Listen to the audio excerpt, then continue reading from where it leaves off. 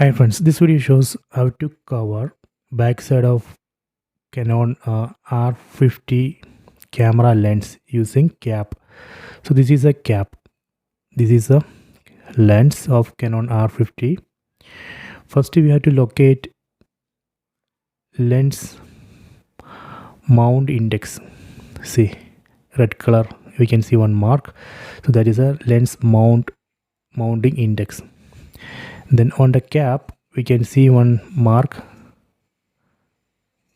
See, there is a mark on the cap. We have to align like this based on that mark.